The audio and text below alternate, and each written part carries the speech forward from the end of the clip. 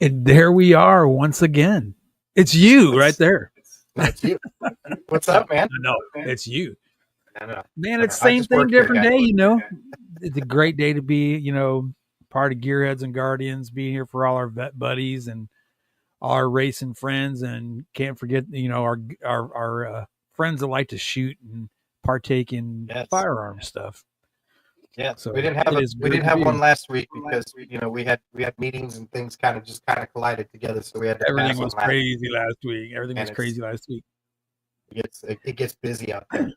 But what I do want to say, as we always do every episode we do, gentlemen and ladies, if you ever think about hurting yourself, if you're ever, just to the point where you just want to give up, okay, dial 988, option 1, pick up your keyboard and start pecking away at it. Email gearheadsandguardians@gmail.com. Give us a shout. All right. We'll try to point you in the right direction, try to give you as much help as you can. Even if, if you just need somebody to talk to, and we'll try to get that out and get out there and talk with you, try to help you out a little bit, and, try to get you the help that you need. Everybody deserves a fair shake. Everybody deserves that opportunity. So we want to make sure you get that, because 22 a day is 22 too many. And we need you in the fight. We can't win it without you. So you don't want us to lose, we don't want to lose, and we need you. So 988, option 1, or pick up that keyboard and email us at gearheadsandguardians@gmail.com.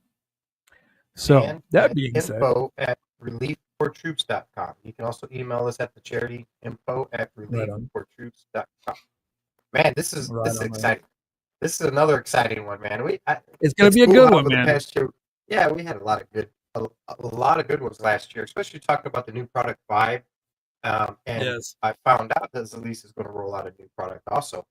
Believe it or not, I don't know when it is, but I got a little birdie saying, "Hey, there's something new coming out there." So, right on. all of this stuff to help our veterans and everybody get well, and I think it's going to be a very good year for us. I think I told you about September. I'm going to go ahead and throw the first announcement out there real quick before we get started with the special guest tonight. September 28th, American Post Legion 245, the LR Riders, and the Relief for Troops team here, which is just me, you, and Mark, are going to host the first annual Vibe Ride.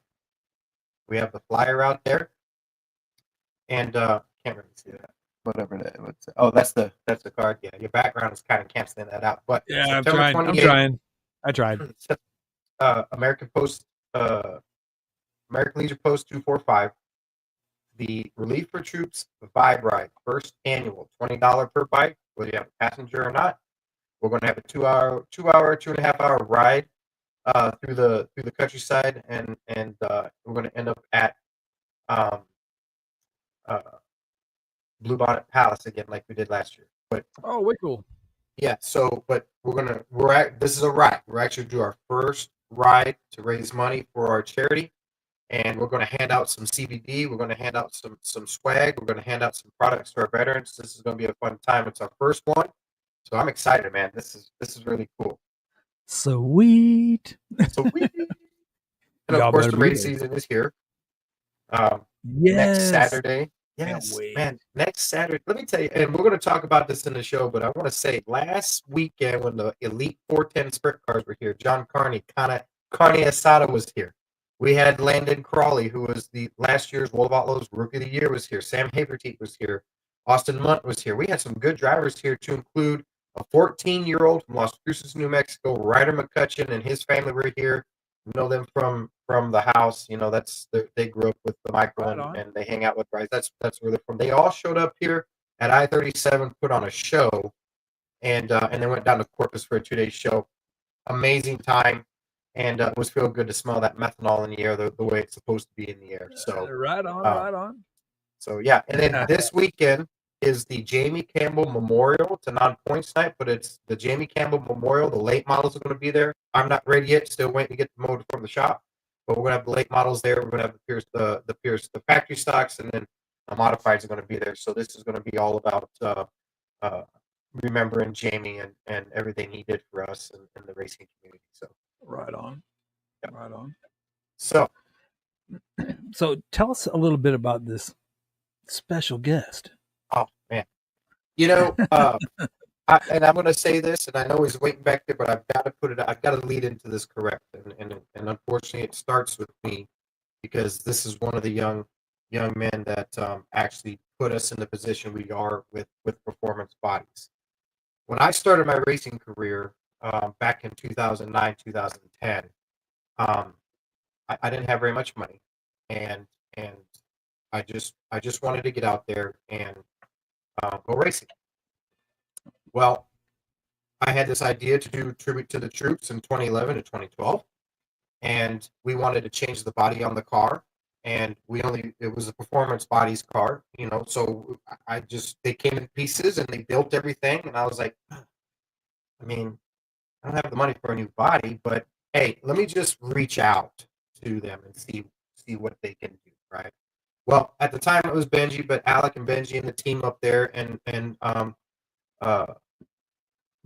took the time to talk to me and say, hey, listen, this is what we're doing.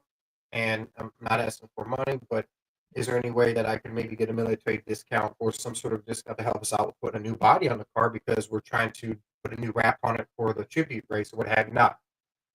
Sure enough, they came back and said, you know what, this is what we're going to do. This is how we're going to help you out. Boom, and it's been like that way ever since. And just recently, our guest tonight, I had talked to him. That was last year. I remember last year or so. I had talked to him and said, "Hey, man, I got some people that want to buy some parts. What's the easiest way to do this?" And he said, "You know what? Let's just go ahead and we'll give you a dealer account, and you go ahead and keep promoting this, and that is our way of giving back to you for everything that you do for the veterans and being a veteran myself and really the charity." And ever since then, I won't go anywhere else. I only buy their parts, when it comes to things that I need for the car. Landon does too. Like when you have a rapport with people that want to take care of you, you build a loyalty to those people. On top of that, I was born probably the hospital maybe, I don't know, a golf ball's hit away from the shop there in Cedar Falls, Iowa. So it's a Right. kind of come full circle. But the history behind this company, his dad, Scott Braun, was a racer, and in the late 70s, he was building his own bodies. Back in the day, that's what you did, right? They didn't have this back then. And Scott said, you know what, I'm going to start my own company, and they're in a two garage door shop, right? Probably no bigger than a 30-30. Alec will be able to give us more on that. He started building Performance Bodies, and they're the only company that I know that does same day delivery, and the story behind that because of the flood is very, very cool. We're going to get into all that. So tonight we have the son and the lead salesman and the guy, I think he runs the whole show. Alec Braun is with us tonight. So this is going to be really fun. Way cool, way cool. Now you said they're up in Iowa? Cedar Falls, Iowa. Yep. Okay. Gotcha. So So he's up around where I'm from too. yeah, just I'm up that way. Across the line. Yeah. Yeah. I was right across the river in Clinton. Right across the Yeah. river from Clinton there. Yeah. Yeah. So, anyway, without further ado, I think maybe we should bring up Mr. Alec. What do you think? I think we need Or should we leave him in the back? Mr. Braun on. Yeah. Should we leave him in the back? Well, he's in the green room enjoying the drinks and the free fruit that they always put in the green room. So I know he's All right, ladies and gentlemen, boys and girls of all ages, I present to you Mr. Alec Braun. There he is. What's happening, guys? Man, welcome, Alec. Welcome. Yeah, thanks for having me. So you heard us talking there, and I personally want to say thank you and fellow racers that you've helped out down here through us and the charity.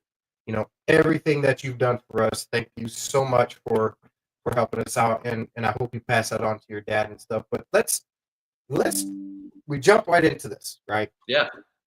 Late 70s. Your dad's a racer, and he people, I'm going to assume for reading the story, and I'm going to look into it, is people came to him to build bodies for their cars. So yeah, there's a little bit more to that. So my grandpa, he had his own heating and cooling business in town, GnG heating. So of course, all the duct work and everything. You had a sheet metal brake, shears. You had everything you could to build a body, right? So my dad was 17, so 75-ish. He was, yeah, about then. He was like, "Hey, Dad, can I, come on, like."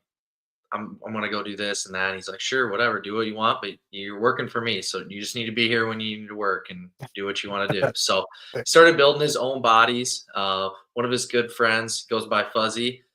He had a mechanic shop, so he was the mechanic, the knowledge behind the motor and everything. And then my dad would build these bodies, and so them two kind of palled around, figured it out, and then back then, I mean, you could make money racing, right? Mhm. It unfortunately, it's expensive it is anymore.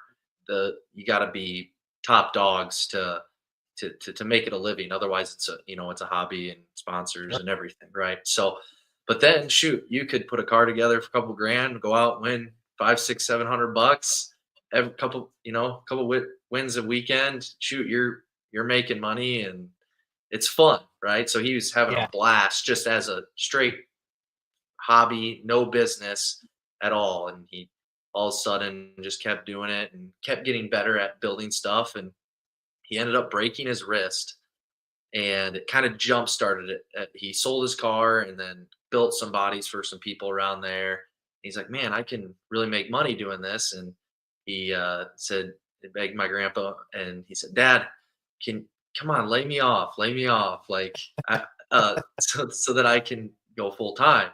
Well, eventually, unfortunately, like work slowed down. And he's like, fine. So he laid him off, and he had some time to figure this out. He put a little ad and put his phone number on there, and all of a sudden their home phone rang, and he's like, "Hello," and they're like, "Hey, is this Performance Body?" He's like, "Oh, yes, yes, yes. What can we do for you?" And lo and behold, they said, "Hey, can we get this and that for body?" And yeah, don't know the dealer that was out in Arizona, but that was like his first box, and they were trying to figure out how are we going to ship this stuff to Arizona. Well, they went Mm. to an old refrigerator store in town and said, "Hey, do you have any boxes that you're done using?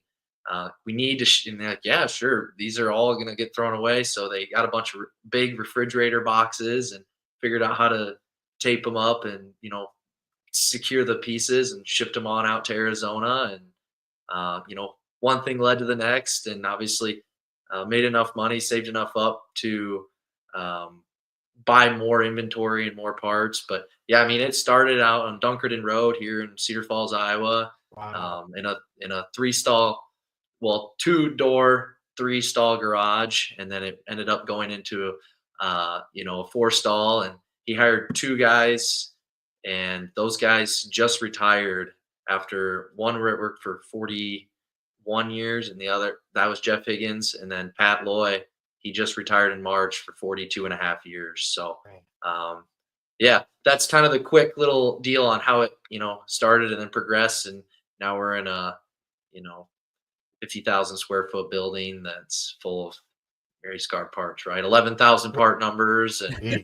it's, So, it's so grown, you grown never got to see substantially. did you ever get to see your dad race or no? I didn't. No, no, that's kind of, we always joked about it. And, you know, when I was little, he thought about it, but he was so busy with the Mm. work side of things. It almost became a passion and a hobby to sell the stuff than it did to race, right? And got so Sure. caught up. And then I, I did go karts for a couple of years. That kind of, you know, give him that itch, to not race anymore. And then, yeah, no, we went and tested. What was that? 21. We went and took some modifieds for some guys from town, and he went and he turned some laps. So that was fun. I got to see him turn some laps a Oh, few that's years cool. ago, but Yeah. yeah, but never in a race. So, but yeah, no, my back's a little bit. My dad was actually they lived here, born here, but then they moved out to California. My grandpa was in the Navy, so he was stationed out of there. And then when he turned, I think 13, 14, middle schoolish, he moved back here for the summer while they were still out there. And then they came back, and obviously they all stayed here, but back into Cedar Falls. You have military in your family. Yes, yeah. So my dad has a great appreciation for everything that you guys do and have done and everything like that. Yeah. So we can get a little bit more into it later, but yeah, every year we try to sponsor like you guys your own, try to help out as much as we can. And other people do call and say, hey, do you have military discount? And by all means, we're not going to second guess you. I mean, people could get discounts all day if they want, right? Whether it's 10% or 20% off, but we're going to honor what they say. And, we help out. If you've served or, any type of military discount, we'll figure it out and make sure to take care of people. Right. Yeah. Yeah, no. And then we help out with a race, which we can talk about a little bit later, which is pretty fun and exciting. We're the primary sponsor again this year. We were last year, and it's fun for Salute to Veterans. What's really cool, and Chuck and I have talked about it, especially when we talk about the cars. Like the wedge cars is just a total different animal outside of your typical factory stock, pure stock car would have sure.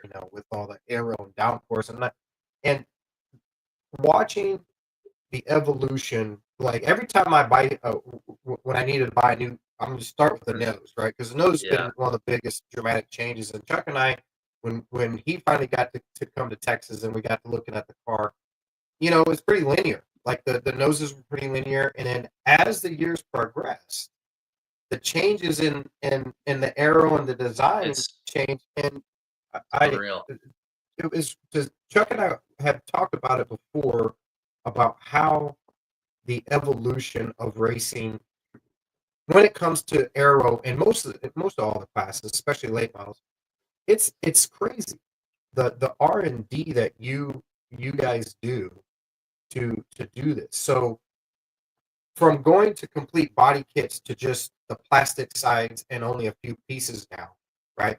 I had asked you that before, but for everybody out there, what was the reason for backing off on making all of the body kits to just certain things? That is now. Well, I mean, since the racing, let's just stick with late models, right? Sure. The chassis manufacturers themselves all want to manipulate a certain spot a little bit different. So we used to have these prepackaged kits, right? That majority of people would buy and it would work, and people would be content with, okay, that is a 23 inches from the top to the bottom of the quarter panel or whatever it may be, right? And well no, now we got to get that as low as we can where it's almost dragging on the ground. And one guy, the way he's got it set up, if we sell a panel, it's his needs to be 19 inches when we got another one 23. So we ran out of, the racers are their own worst enemy in the fact that we cannot come up with that. We can't please everybody.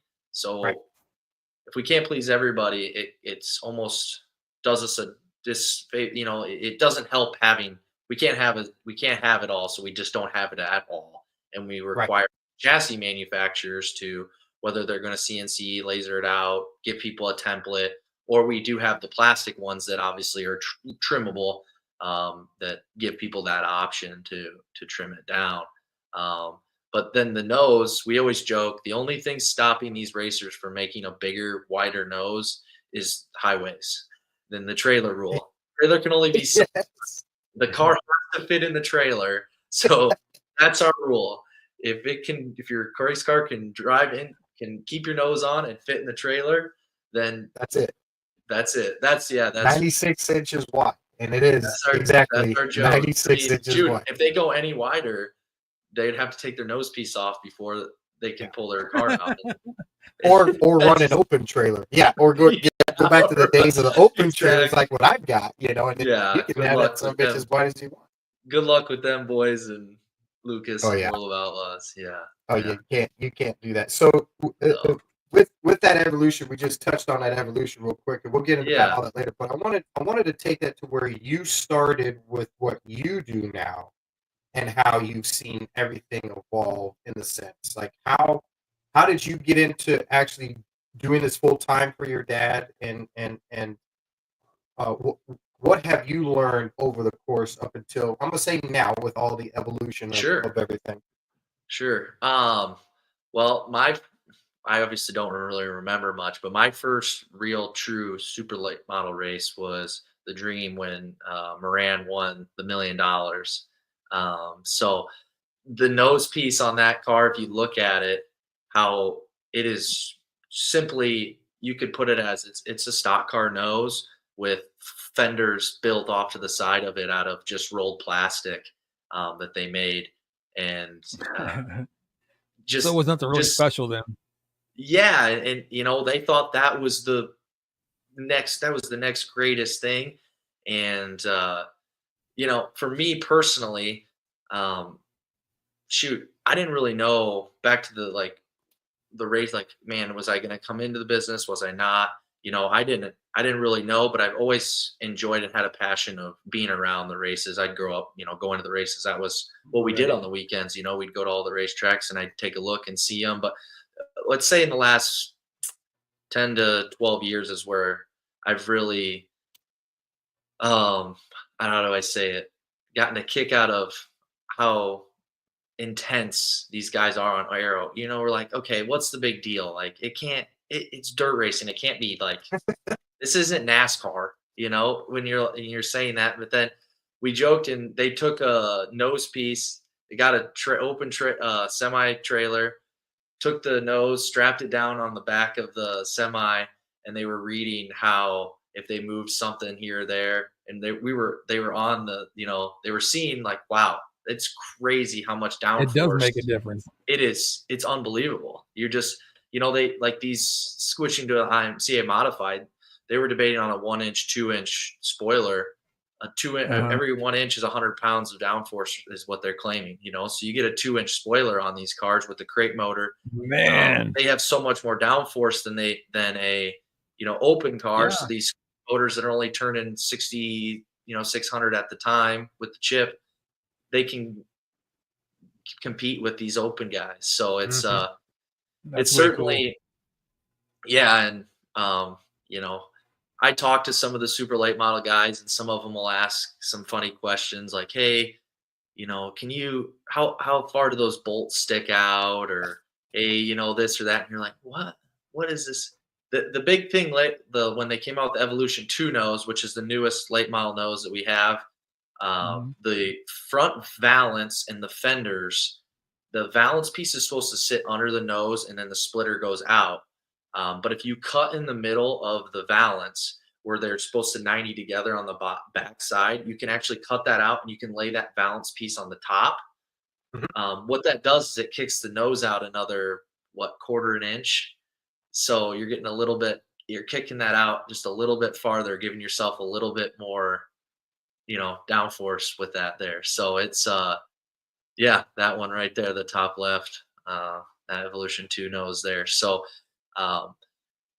that lower valance, the way it was designed, and then and half the thing is a lot of guys want to run like a different colored valance, right? Yeah. So I think that's how they figured it out. They're like, man, how can we lay this on top? Well, they cut that. There's the way it was supposed to be for extra strength underneath of it. Well, they're like, it's strong. They'll build another piece under there, or they'll say, hey, it's strong enough as it is. But right. Yeah, I'm kind of going on a tangent here, but like the whole downforce and evolution of super late models is crazy. I don't know if you guys saw it, but online they showed a picture of one of the NASCARs and the way they have that right side tucked in, and then how they turn the back quarters in. They turn the left side almost like a 45, and then the right comes in at Mhm. whatever angle that is, and they showed the top angle, and it looks they showed like a NASCAR and a super late model, and the design, the way that they wedge those cars is pretty remarkable that they're that similar, yet the sports are so. I mean, Different. they're so much different, right? But Yeah, because they our cars are so side by. Well, okay, depends on the track side of the track too. I mean, sure let's not let's not get ahead of ourselves to think that aero matters all the time, you're right. but Yeah, you're so right. aero matters a little bit all the time, quarter mile track or what have you not, right? But you're absolutely Mhm. correct when you said that about the valence going over to the top. I saw guys doing that, and all these years I've been putting it underneath, and then I see at the Wild West Shootout, I see the guys putting on top. I'm going, holy shit! Have I done this? If I've been doing this wrong this whole time, they Yeah, obviously no. they know something I don't know, and Yeah. that's why that makes interesting. That it makes it interesting to think that it's just a couple more inches to Yeah, it's push not down even on an that inch, nose. quarter of an inch, right? And obviously, certainly some people do it just for the looks, right? Because Right. then if you lay that on top, then it lines up with the lower fenders. So then if you wanted to run a white nose with a fluorescent yellow, let's call it, Oh, valance all the way around, then it yeah, lines up all the way around the whole car, and it just looks a lot more clean than yeah. so. But yeah, Check. it's just funny that either somebody wants to claim that they did it for Arrow to start, or they did it for the color, and now they're that they're owning up. Yeah, of course it's for the Arrow. Right. Well, I mean, the ease of it too. I mean, it might be easier to put it on top and just bolt it to the For your sure, nose it your is. nose bracing than it is to get up in there and do this It and is that. for Of sure. course, I do it right. Chuck, I think you had a couple questions or Yeah. for Alec. I'm sorry. Oh, I thought I think you had a couple questions for Alec. Oh, not at the top of my head. I don't know. Oh, Not right okay. now. I thought I But thought I that I will. I saw you. will. I will. So you got into the sales side of this. You were never like in the R&D side, right? You just when it was So time to go to work. yeah, I'll give you a little bit more. So Scott, my dad, teamed up with Five Star Bodies, which they actually designed the NASCAR bodies for the new what is it, Gen 3 car, right? Oh wow. Um, Gen 6. so Gen 6 or or Gen Gen 6. Wow, yeah, okay. Mhm. So they do the new NASCAR bodies. Well, back then Scott was like, "Hey, I'm trying to come up with an '88 Monte Carlo nose piece, and I need somebody to make a mold for me." And then actually mass produce these because I really think we could sell them, right? Mhm. And um, they went back and forth, and my dad said, "Okay, I'll pay for the mold if you make them," and then blah blah blah. So they became a partnership on that, which then those sold like hotcakes. Then they ended up designing a new Monte Carlo 88 with the MD3, which is it's this essentially the same thing, but it's sits lower for aero, right? Instead of being, let's say, Here we go. 19 inches, it's 23 and a quarter down to the bottom, because then it still gives them that the maximum height to the ground rule, so they're not going too low. Right. Well, this evolved, and over time, Carl and their R&D team, they've handled all. We have our racers that give us feedback and say, "Hey, here's what we'd like to see," and then we pass that information along to Five Star, which they make the MD3 products. So we don't actually make the plastic in house. It's made in Wisconsin, and then that weekly, they bring a semi over and fill us up, get us ready to go. Nice. So they of course they got they have some smart guys over there, and they can take some of that knowledge over the years with drag racing bodies or their NASCAR stuff, and really take the dirt division to the next level. And that's what they've done, obviously, mainly with the super late model guys, or that they're the ones that um, have helped transition these noses and stuff like that. But yeah, my dad, if he was here, he'd say the same thing. I'm not, because I'm no genius or scientist. That would be Carl and his team Yeah. that really did that for But he us. had So the vision. he had the vision to, because Yeah. when you guys came out with the Camaro, the new Camaro at the time knows, Yep. and what some of those guys have done, like the 50/50 guys that build they build those the street stocks and what have you Like not. the pro stocks. Oh my God, they're just so um you build a car around a nose at some point, right? For And sure. because you want, back in your, in our day when you had like the '78 Camaro, right? And you had Yep. the original Camaro front, which was actually four pieces, I believe. It was two halves up top, and then And then the you could buy bottom. the Yep. bottom skirt, right? Yes. Yep. Um, but then you guys came out with the two piece when the new Camaro came out after the Transformers movie, Yep. right? The And you dirt built that Camaro. new piece. Yeah, The Z. Yep. the cars after that, when those guys that build those bodies for those cars, just, I mean, it's there's nothing old school about it. There's like the old school days of the Trans Sure. Am, and you go get you some body panels from the from the junkyard to now. Everything is so, they're beautiful cars, right? Yeah. And the way you guys have made the noses, over time, um, your dad's vision for that. And I'm sure it still continues to this day, where he'll get an idea in his head, but when it goes over to those guys, they is the field just, they already click, they already know what they're looking for, they already know what to do, or does it take some time to go, It okay, well, we need to put this through the tunnel, or what have it really depends on what it is. I mean, sometimes what's funny is like a new piece that came out. The the new plastic modified nose kit. It's just two sides, the two center pieces for a modified nose, you. and Scott just drew it up on a piece of paper and said, "Hey, here's what I'm thinking for dimensions. Let's make it oversized. Most noses are between 40 and 42 inches in IMCA. Some of those UMP guys make them bigger. So let's figure out what size box fits these first, and then okay, here's the biggest piece. So they're 47 inches wide, and Carl's then got his team that's figured out how to put it in a heat bender so that because on the bottom of the modified nose, you have like a 2-inch lip that'll taper off, and then you'll put your valance kit on the front. Well, Mhm. if you're going to sell a plastic one, you don't want guys. I mean, not everybody can bend that, and by all means, why would you if you're going to buy a product? Let's have the bent piece already on it. So um, we give them the vision, we give them the idea. Hey, we want a lower piece that's going to have that lip, and then it needs to have a recessed bend at the top of that bottom piece to then take the top piece, so then they can go over and bolt together, and then two sides.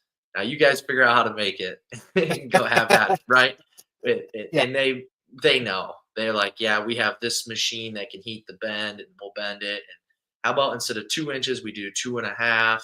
When, instead of, we wanted it 44 inches wide, they said, hey, the sheet comes at 47. We might as well give the customers the extra piece because then they can, whatever, right? So we're like, fine, Right. Right. you guys, you guys can Just critique us. And it's all off, it's just all of a good relationship. There was never a signed contract with Scott to do anything and have them make a certain amount of stuff for us. And they're just a good group of guys. That another Midwest company that um, it's been a great relationship. So that's where MD3 has evolved because mm, you know we don't want Performance Bodies to feel like they're the they're the brand. And they don't want to feel like five stars. So that MD3 race products has kind of encapsulated that. Whether people think Performance Bodies is the creator or five star, right. it is what it is. Five star makes it. They're the creator of all of it.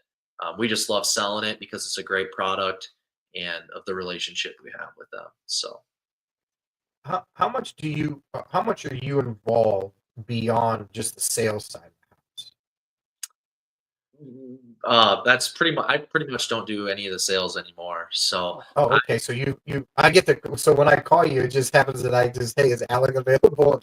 Yeah, man. yeah, no, that's great. It's It's I cool. love Hey, look, talking to the phone. If I could do that all day, I would certainly sit there and take phone calls and talk to everybody and see what they're building, what they need help with, go out to the shelf, measure something. I love doing all that, but right. there's not enough time in the day with our website taking over a lot of the sales, making sure that everything's on the website. I do have, luckily enough, I got guys that can be able to actually take the pictures, upload the stuff, but just making sure posting on our socials and everything and anything that you can think of. It's been fun over the last couple of years. I've been able to move into more of a managerial role and Nice. kind of oversee all that stuff, and but still love answering the phones. And today we have a guy out on vacation, and so when people are gone, of course, then the phones when they're ringing, I get the chance to answer them a little bit more, and so it's fun. Yeah, I always joke, yeah, I wish I could just I tease those guys because they'll look at the number. Hey, geez, you only took 3 orders today, and I'm like, yeah, I, I don't have to. trust me, I know, man. It's not- Oh yeah, by the way. I'll trade you for the day.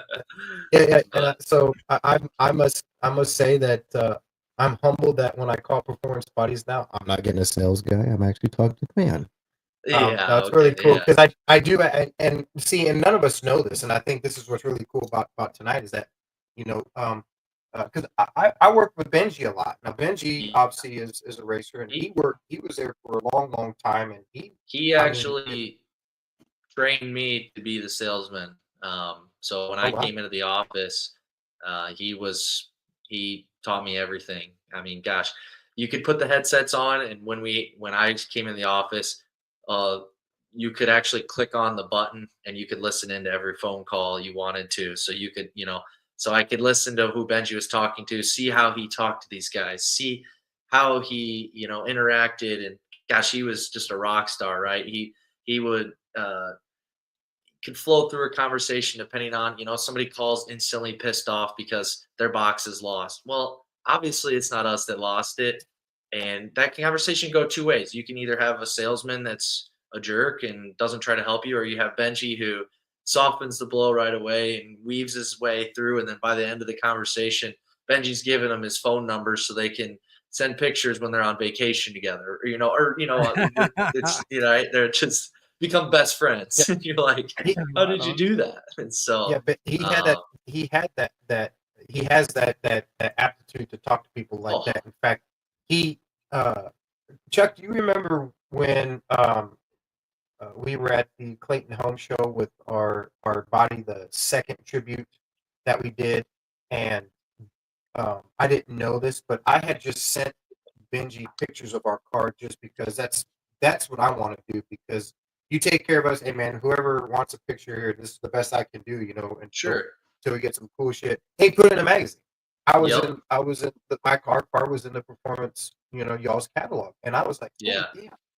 And so it was Yeah. kind of cool to sign some of those at the track too. But when when when you finally uh, as you moved, I say moved over to the managerial stuff.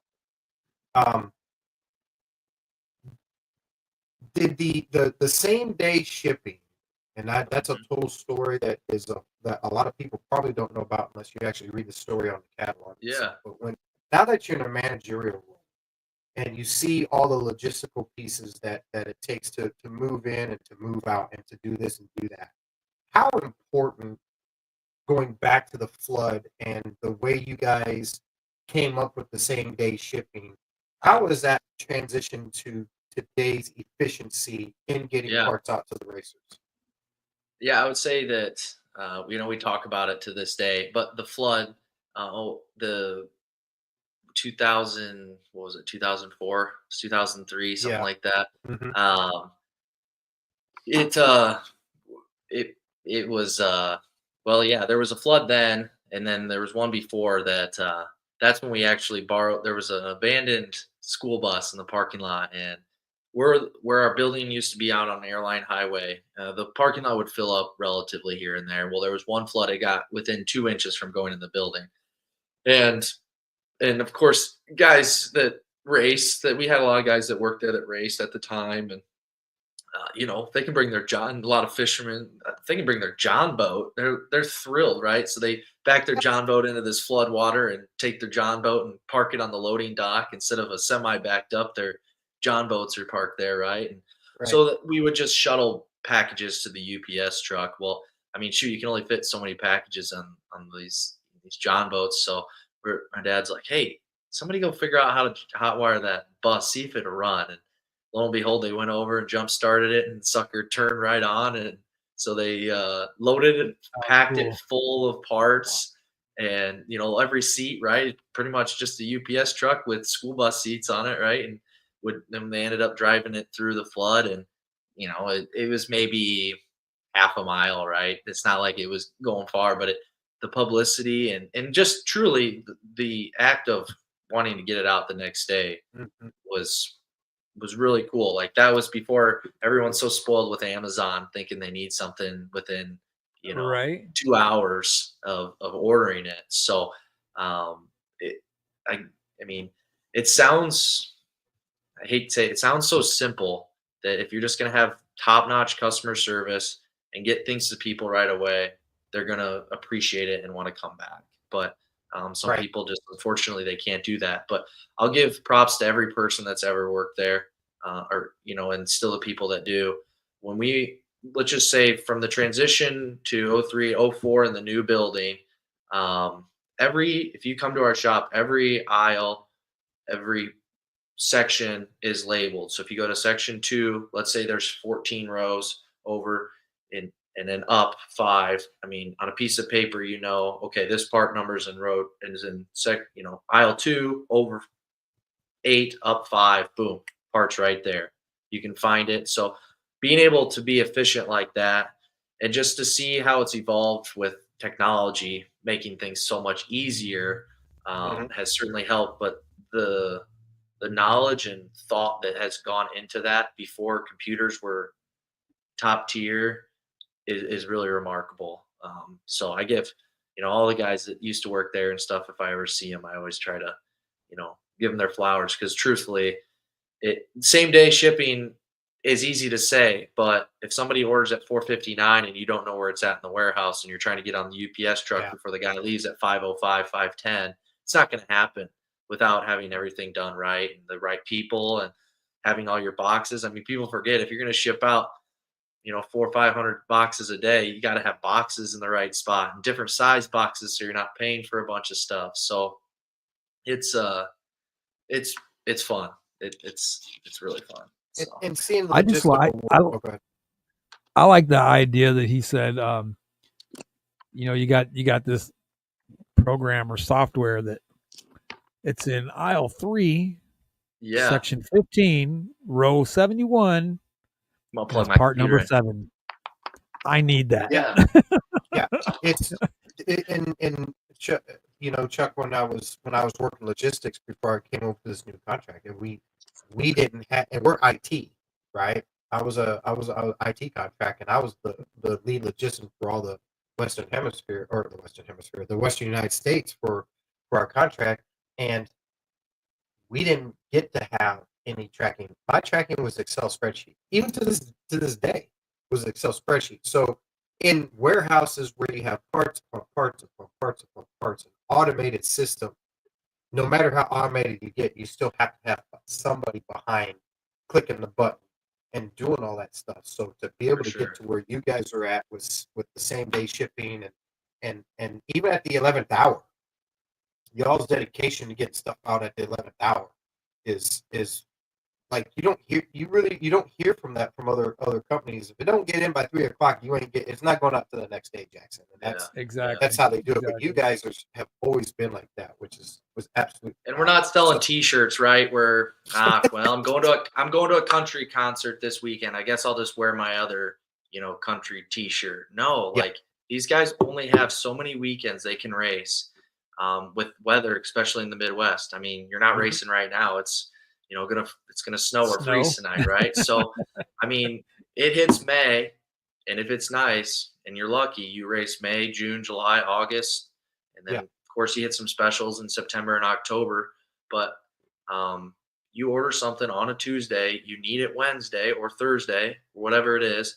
You got to put it back together, and you have to get to the track, right? And if you delay their chance, we've had it unfortunately, we're not UPS or FedEx, so we can't control that. And guys will call us saying, "Hey, we lost in the track championship," right? And you feel terrible. You're like, I, I don't know what to do. I'll try to find a dealer. I'll try to overnight it. We'll try our best to figure it out. But to, to eliminate as many of those as possible, Yeah. it just helps. It's a win-win, right? They get to Yeah, go for racing. everybody. We get their order. And I mean, it's great. So but logistics Everybody's is also, happy. yeah, like you said, Chuck was getting ready to say what I was going to say. What were you going to say? I just say everybody's happy, happy, happy. Everybody gets happy, but the other side to that, since it is also customer service. We're gonna be real, right? Sometimes, especially in the logistics world, everybody thinks you're gods that can just do it, and if you can't, it's your fault that something happened over here. And we were at the late model Stampede over here at Cotton Bowl a few years ago, and I don't have spares. I don't. We don't. It's just yeah, something that when you have money, it is what it is, right? I was looking for a welder because I bent my bumper, and everybody there to include Kate Dillis, he was like, "Oh, yes, okay, right." But to be able to call up and say, "Hey, I need a bumper right now," and it's my fault that I don't have a spare, and I put myself in that situation. A lot of people kind of want to point the finger instead of saying it's my fault, and then that's the crappy thing about being in customer service, because you can't go, well, you're the idiot that forgot to order more. Why didn't you order more? Because yeah. I'll You say know what a lot of what? us want to say. Yeah, it's no big deal. And that it is funny though. Some of the guys in receiving are like, "You're gonna credit this guy back for this part?" And and Scott, yeah, yeah. I mean, he returned it. We told him we'll take care of him. We'll give him full credit back, and you Yeah, just hope he buys from you again, right? And hope he, appreciates that we're taking care of him. And you can't have one, let's say, bad egg ruin it for yeah, everybody else. I try to look the good in everybody that orders, and Right. Right. certainly we've had people call, and all of a sudden an office gal Kristen comes, "Hey, somebody canceled this order on their credit card," and you got to call them, and you get them phone calls, and you got to figure it out. But and truthfully, I enjoy that. It's part of it. I wouldn't say it's fun, but right. it's Right. definitely something that throws a wrench in the day that can be kind of fun and interesting to figure out. Yeah. Good Well, if learning you figure it experience. out, yeah, Yeah, like yeah, yeah. So I have always the transition. I have always paid attention to the catalog, and it grows all the time, right? yeah. But in the beginning, it was just bodies. It was just Yep. bodies and nothing else. Kind of tell us how it evolved into a complete performance warehouse where you've got engine Yep. parts, you got suspension parts. How did that, was that intentional, or is it just something that said your dad was like, you know what? Yeah, maybe we could do this too. Yeah. So I would say that it wasn't necessarily intentional. I think he was very content with him and his buddy Jerry Ball living in Dunkerton Road, building bodies, goofing off, having parties, building bodies and doing all that out there. But obviously the business mindset, or that entrepreneurship side of my dad's brain kind of kick-started, and man, he's like, gosh, I'm starting to make some money off of this, and build up some money in my account, that instead of buying aluminum, I got these guys saying, hey, the first two things were the radiators was, hey, can you get me a radiator?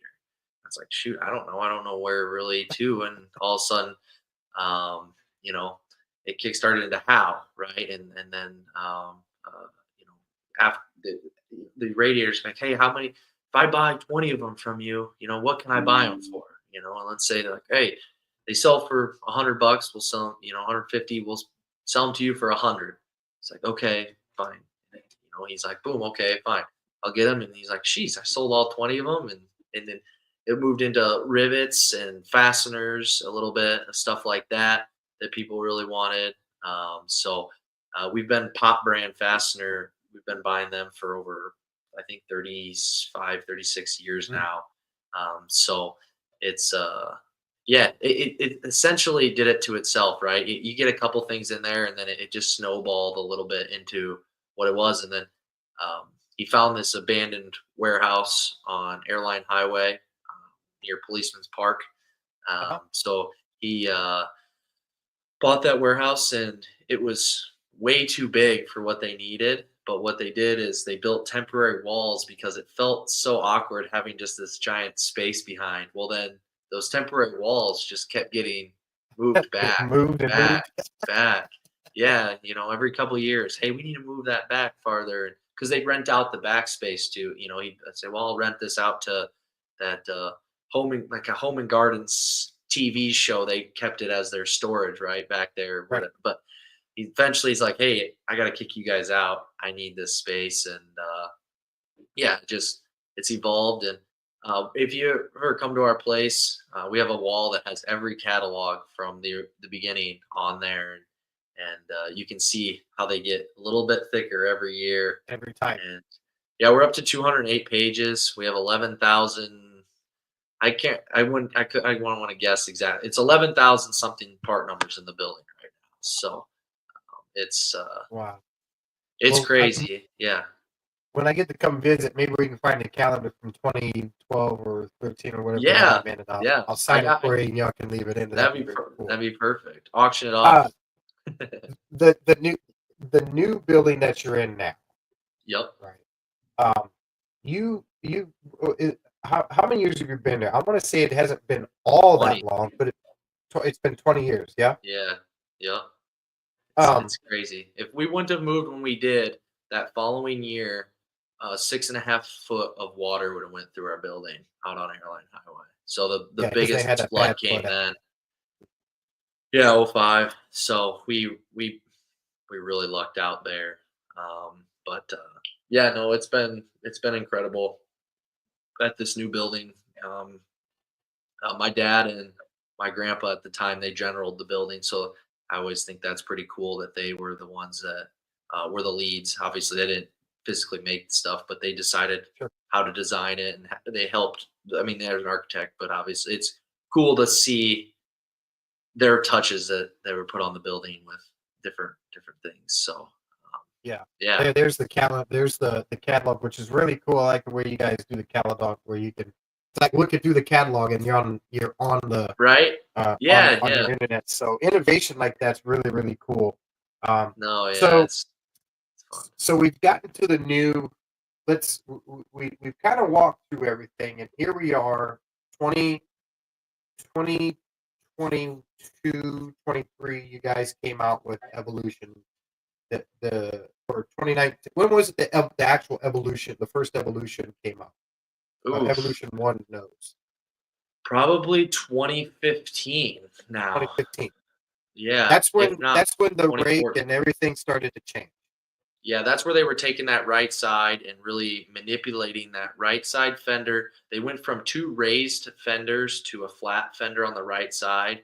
Some people argue until this new one came out that they thought that the raised fender was better or the flat, but the way that that big old flat fender on the Evolution 1, they just felt like the arrow, the way that the downforce when they're coming in the corner, the way that they would, um, you know, kind of dive in there. It was the best design. So then when they made the Evolution 2, they did not have a raised right fender at all. They actually made the instead of calling it a lower valance, it's a lower fender. It's a bigger piece now, which means you can cut that top fender to the angle you want to then manipulate the bottom to keep that bottom flush. Because it doesn't, since the splitter is built into the lower fender now versus the upper fender, the main fender, because it's hard to manipulate when that's all one piece. When you change it, it moves that splitter up. Where this one, you can cut the bottom of the upper fender and then raise it up to, yeah. And then you can cut the bottom one top side of that, and you can line them up so then the bottom of it is still flat with the ground. You know what I mean? So these guys are changing that angle depending on how they want it to sit. Right. So Right on. yeah. As this has evolved to where it's at now, and Yep. the plastic right sides, I run the plastic sides. We just got Landon's right sides put on, and I got to tell you, from a customer side of the house, moving plastic is a little bit different than moving sheet It metal, right? is. And what It have you is. got? And my brother Bubba over there was like, oh, it's not. And then we got out there and there was some contact, and the brand new left side rear quarter panel made out of sheet metal got all crinkled up, and then they were getting at each other on the right hand side, and I said, see, tire marks and those creases. All you gotta do Yeah. is put your bracing back on. And he was like, okay, that makes sense. This all makes sense now. Are we going to see left side at least plastics where it can be adjustable, or is you just going to kind of leave that for the modified guys, since the modified guys are pretty much set on their I think we could have left side plastic easily for the late model guys. It's just the rules right now aren't allowing it at the top level. So if the top level is not going to allow it, usually a lot of series will just manipulate whatever they have for rules. Mhm. For body type. So if they don't allow it, then it's kind of hard for us to logistically mass produce a left side until they will. They've made prototype left sides. I think that the concern for a little bit was the door being plastic near the driver, but um, the way that it's not plastic. It's the way the melting point is so high that it'd be the same probably as aluminum. I mean, Right. so I don't know, and I I I think that eventually it'll come back around. We just came out with a new spoiler that for the late model guys that has a plastic breakaway piece. So Oh, yes, on the it's right sold hand with side. the Mhm.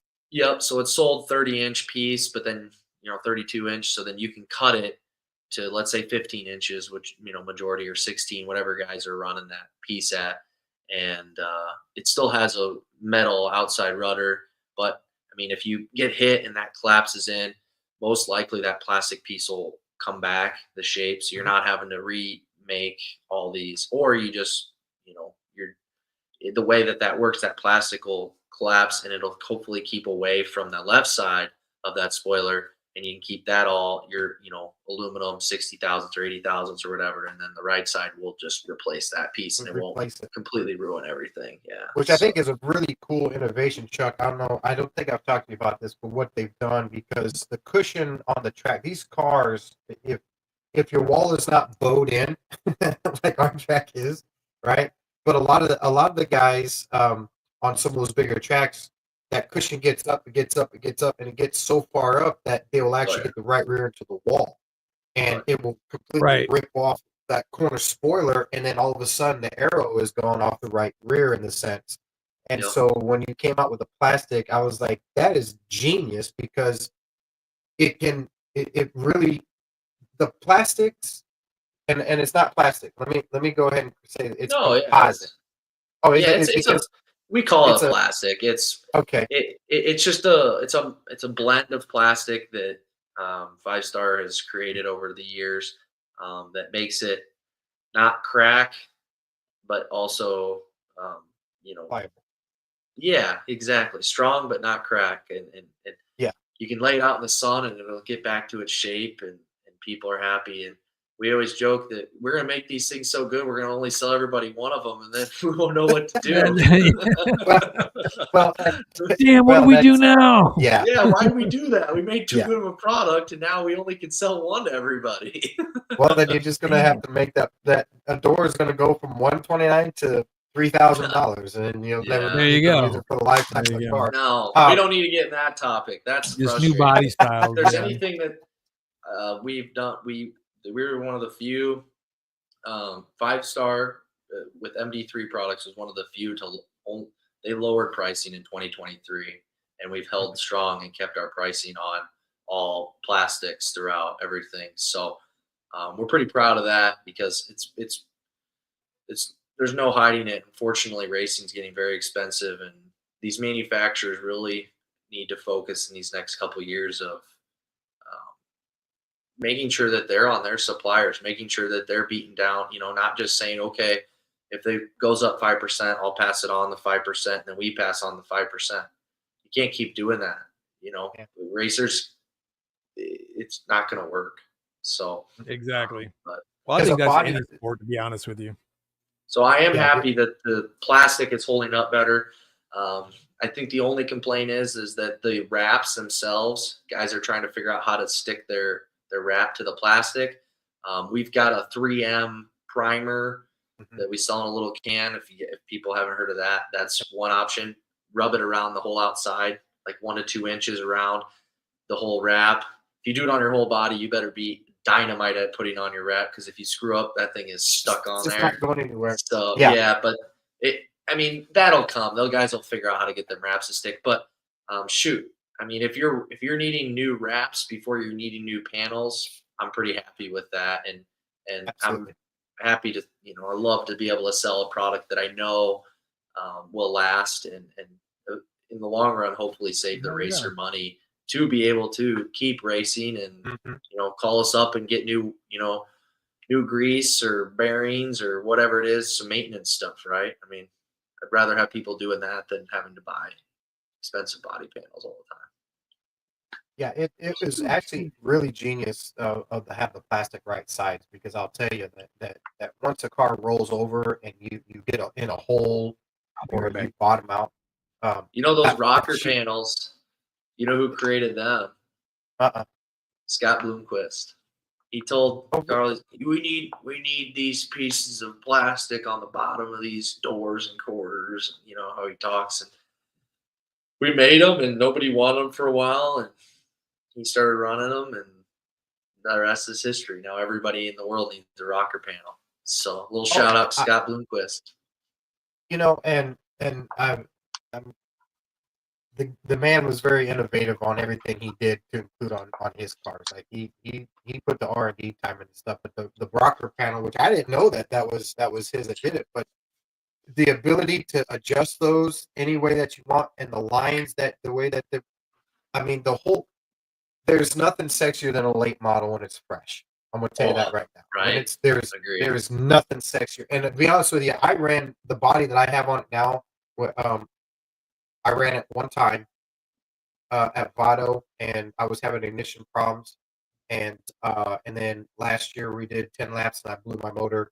So my whole right side is still brand new. Believe it or not, love it. From 2 years ago. Take a picture of that side. We'll put you in the catalog again. You know what? When I get it washed up and get it in to where it's sitting down, I'm gonna do just that. Deal. So we'll get you in the 2026 catalog. Done. I'm there. And see, this that's what's really cool that you guys do something like that, because guys like us that don't. I'm 47 years old, and I think I'm still competitive. I have the drive to be competitive. I got many more years of doing this in me, and never dreaming of being anything on a huge platform, but just to go out there and do what we do for our charity and racing. Sure. But for you guys to go and say, you know what, we'll put your picture in a catalog, because people see it.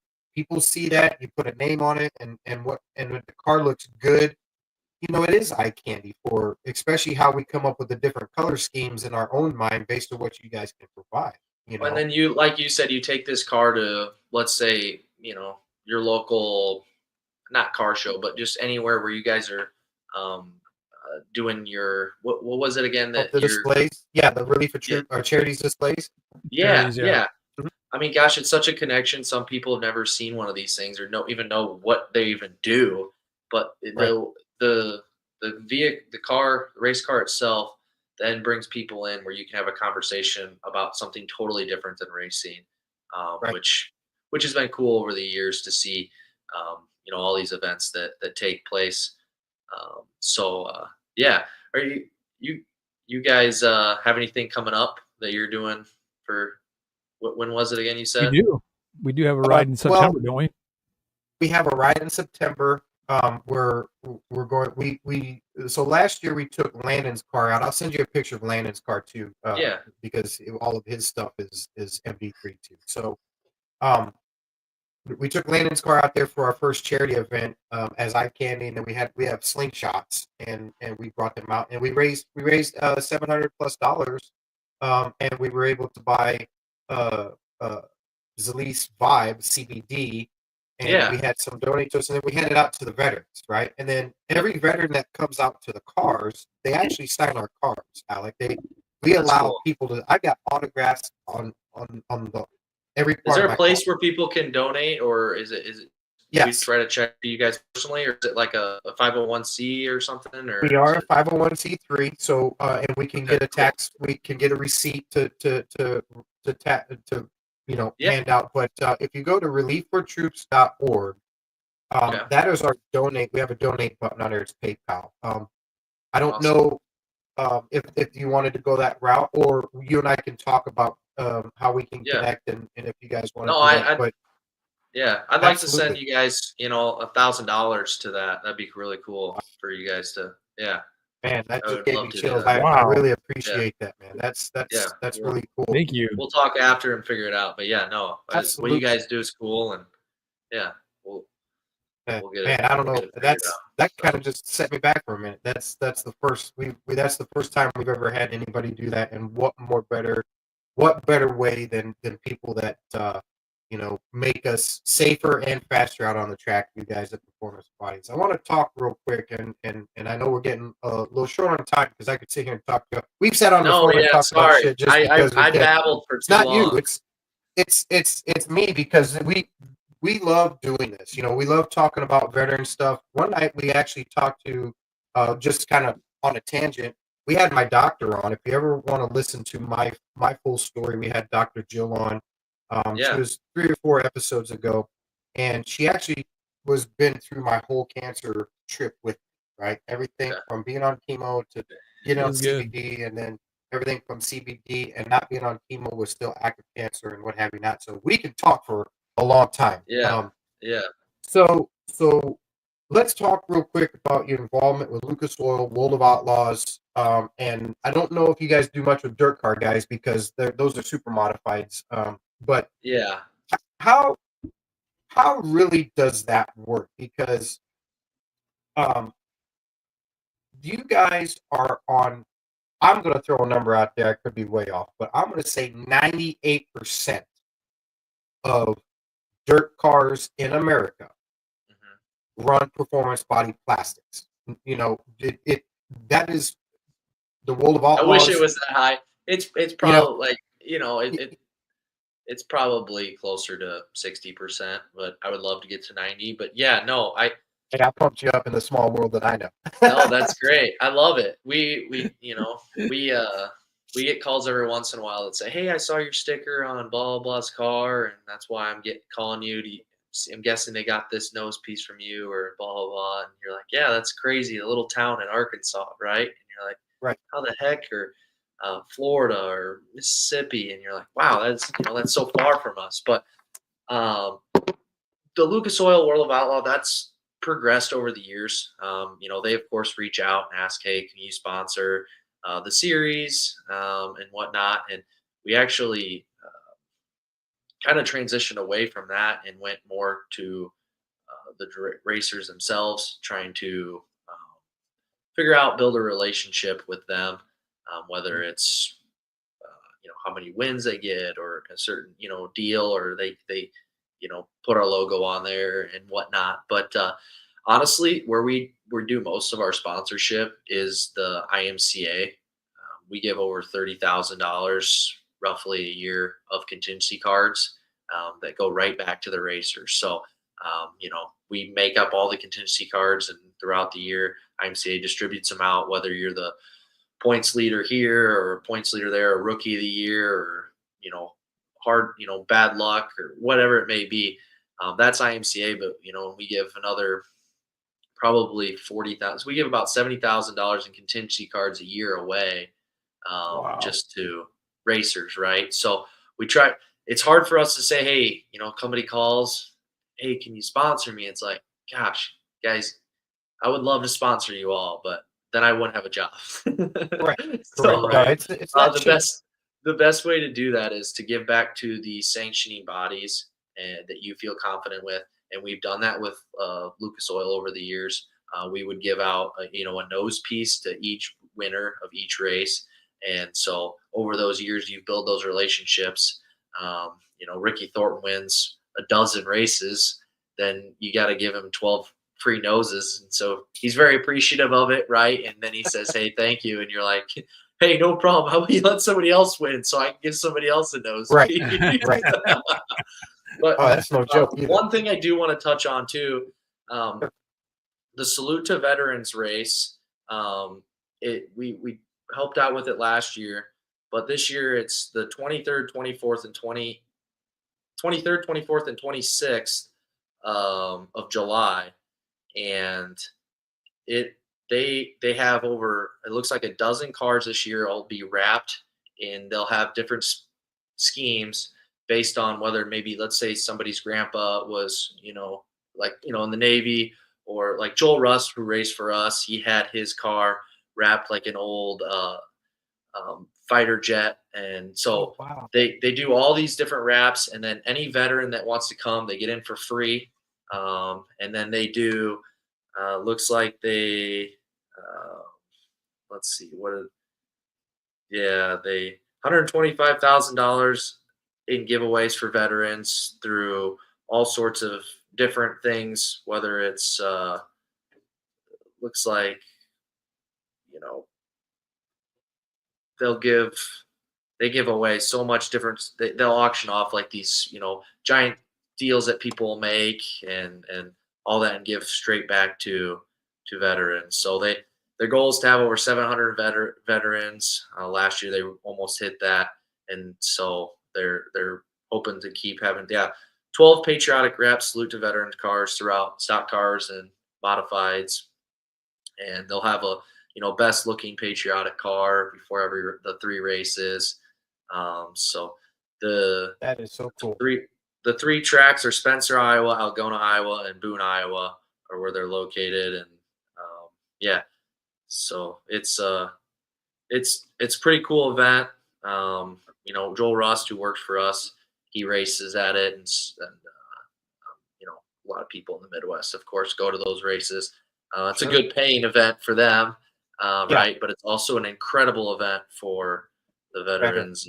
And so 75 random selected veterans at each track will have a chance to win guns, tools, and other top prizes. There you go. I thought there was something. That is so awesome that they do that. And you that other stuff goes on like that, but in the racing world, because we are kind of a different genre of doing things when it comes to veterans, because there's more to it, to do a racing event, what have you not. I want that information from you when we're done with this, and if anything, maybe we can find a way to give, if we can't be there, whether it's a car or just for with our charity there, just to hand out stuff. I'll personally send you some product, and you can give it to someone to say, hand this out on behalf of Relief of Troops. We'll get that squared away. Whatever. We'll make that happen. Whatever Absolutely. Works. It just, I just wanted to, they'll do a live national anthem and a planned pre-race flyover at the races. So it's pretty cool. Yeah. Amen. So, but that is awesome. I appreciate you guys having me on here, and I don't know if there's anything else. I'm free. I just feel bad. I just have one quick question, man. It's one quick question, and and I've always been intrigued by people that don't do the same things that I do. Okay, so my question to you: if you had anything in the world that you could do besides doing performance bodies, besides doing the most awesome job ever, right? What else would you do? What would you do? Right. That's would you spend your days in the woods or in the lake, or what would you do? Yeah, that's funny you asked me this. I had a kid a month ago now, come to my office and ask me these questions. And that was one of his questions. And I was sitting there dumbfounded. I'm like, gosh, you get so caught up doing your day-to-day stuff, going to work, hanging out with your kids, my wife, doing everything. And you forget that, man, is this, and I told him, I said, look, I genuinely enjoy what I do, who I'm with, what I get able to do, who I get to interact with. But to answer that, if I was able, take work out of the picture, I love golfing and being outside and doing Right that. on. So Yes. if I could pick, you could see me in Missouri on Lake of the Ozarks, hanging out on a boat during the day, and in the That's my man. in the mornings hitting the golf course, and in the afternoon hanging out on a boat, coving out. That would Man. be. I don't think you can get sick of doing that. That's for sure. You sit me in the deer blind or a duck blind, I'm Yeah. happy. Yeah, Yeah. there you go. Yeah, You know? I actually, I will admit, my first time hunting, I went deer hunting. My wife's sister and husband, they all live on a farm in Independence, Iowa, Kwoski. And I went, Gotcha. I went a month ago and followed them around, and I'm telling you, it was the most peaceful.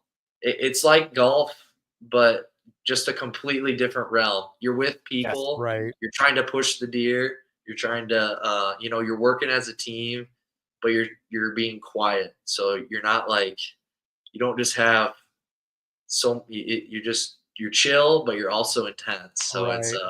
it's a great dynamic that gives you that rush of energy with also just like shutting the noise off for a while and not having Right to on. Right talk on. to people all the time. So That's why I yeah, keep no, trying to tell Nitro here we need to go hit up the stores and go get us some couple shotguns to go duck hunting. I keep there you telling him how go. Yeah. great duck hunting is, and I want to I've get him never out there to do some duck hunting. I got buddies that do that and they say it's a blast too. I Love it. again I get caught in my ways of just doing my stuff, and you know what? That's it. I need to step out of my little bubble here and go do some more of that Right stuff on. for Well, I tell sure. you what, next time I'm up that way to go see like my brother or my daughter, because they're both still up there. Yeah, Um, maybe old Nitro here and I'll come up, during duck season, and we'll go blast some ducks on the old let's Mississippi. make it. I'll Yeah, shoot every yeah, damn thing. I don't know. We'll kill them right. all. Growing up, and I was born there in Cedar Falls, and then we lived in Waterloo, and then St. Paul, and then back to Ames. Just right there. But I grew up going to Jackson before it became Jackson Motorplex, when it was the half-mile track back in the day. Sure. And uh, during the wintertime, obviously Iowa shuts down, and there's nothing Mhm. to do but go hunting. And Yep. hunting, And ice fishing. it is. Can't Yeah, forget oh, ice fishing. oh Yeah. yeah, and ice fishing. You're forced to shut off the world. You just Yeah.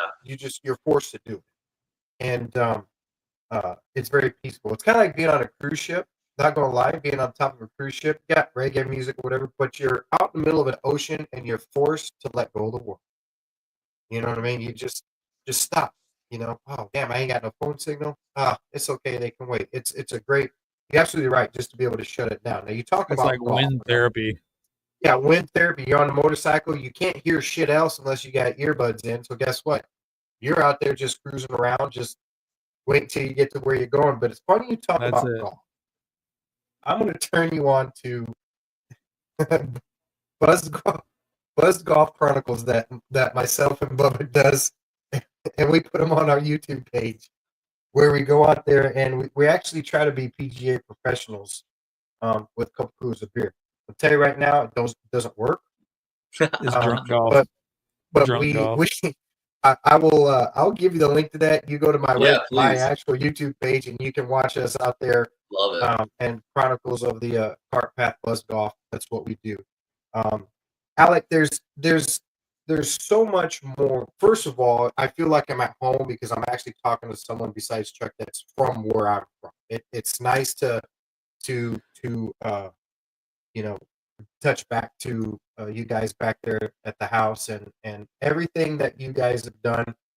Can't thank you enough. In the world of racing and the way you guys have.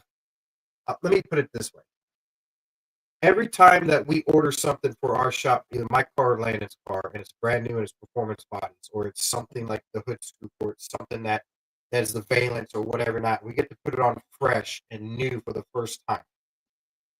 We always say if you don't look good, you don't race good.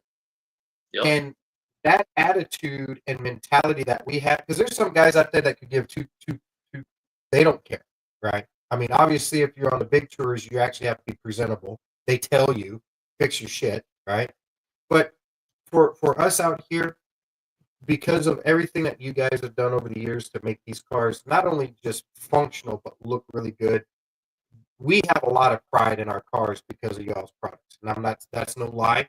The way when you came out with the gray, the gray has been it's been an eye and it's been eye popping because you mix it with black, like my car is black with gray and red. The gray just does a whole different. When you came out with gray, everybody's like, "Oh," and I said, "Yeah, this is really cool." So I want to thank you guys and your dad, everybody, for what you guys do for us racers when we want it in 6 days, and you say, "Well, you get it in 7, and you'll be happy." Hey, you know what? I'm happy. I mean, it's just everything that you guys done. I really appreciate it, and I can say that for us down here. Beautiful stuff, like top notch stuff, and I need a radiator and a new fan, by the way. I got to order a Gorsuch fan, you guys. I'll get a there you go next week on that. But yep. Look, man, we could be here all night, and I'm sure later on down the line, maybe if we do a product review when you guys come out with a new product, right? Yeah, I know you guys do the videos and stuff like that, but we'll do one. We'll do one more for you. We'll have you on the podcast when you just buzz me and say, "Hey, Nitro, we got a new product. We want to unveil it." Bang, we can bring you on, and we can talk about the new product and everything that went into the R&D and stuff good. like that. Well, I appreciate you guys having me. This will be my first podcast. That truly that I've been on for Performance Bodies. Couldn't be with two better guys, and I appreciate what you guys do in your realm. We'll make sure we bring you back to reach out to all those guys. The way you started, obviously, before you brought me on, it's really cool what you guys do. So I appreciate it. Chuck and I, that's the goal is we want to bring the workers, the people, whether you're a veteran or not, that actually make the world turn in your own realm, like racing is y'all's and what have you not. We want to, help teach the people that wouldn't know. Like no one would have known about the flood unless you read the book, right? You read it, right. It's in the catalog. Sure. They talk about it. They don't understand the evolution of how the plastics and how you guys actually take this stuff to the wind tunnel. They take it to the wind tunnel and they put it to the test. And actually how it started on the back of a semi truck, I never knew that. And I've been doing this since 2008. I never knew that. Mm-hmm. So yeah, the information and the instruction, but the information that we get to put out from firsthand people like y'all is really cool. So racers can go, that is why they're this, and that is why they're as good as that. And so, and y'all support over the years. Again, I don't ask for help, but I ask for y'all's help, and you guys have been there every step of the way for all these years. And I'm not going anywhere else. So you guys are our go-to for all of our parts and stuff. So I really appreciate everything that you guys do for us. Well, again, we'll make sure to get a check over to you guys so you can buy more CBD or whatever it needs to be for guys to reach more people. So right on. That's really cool, man. Well, Scott loves doing that, and so it'll be good. Yeah, we'll once we end here, we'll get backstage and we'll cut it up for a little bit more to get in line. But outside of that, everybody, Alec Braun, Performance Bodies, the go-to place. If you're a racer, I'm gonna tell you this right now, and I'm talking to everybody else besides the World of Outlaws, Lucas Oil, and all the big money guys. Where you guys you have all the spares in the world. Thanks for taking all of our Hoosier tires, by the way. Hey. Performance Bodies, Cedar Falls, World's famous same day shipping. Give us a call. 1-800-RACING1. That's it. Same day. It's world famous. Same day. And if you want to know why it's world famous, go read the story. And you heard it here first on Gearheads and Guardians. Chuck, what you got, man? That was like a mic drop moment. I am. For really real. Thanks, guys. I appreciate it. No worries. But I do want to say a couple of huge thank yous to some of my vendors that I deal with, since I do like a lot of the gun stuff. I don't know if you're into gun stuff at all, but if you ever need any Glock stuff done, let me know and I'll help you out as much as I can. Deal. But I do want to give out I got them all written down here on a sticky. I want to thank Ranger Proof Gear for some of the best trigger shoes on the freaking planet. Wheaton Arms for the best barrels on the planet. Let's just call it what it really is. They're both of those, and I use them every day. I mean, but they're both veteran-owned companies, great guys. Cross Armory, tons of different color. If you want to dress up your Glock to, kind of bling bling, that's the place to get your stuff.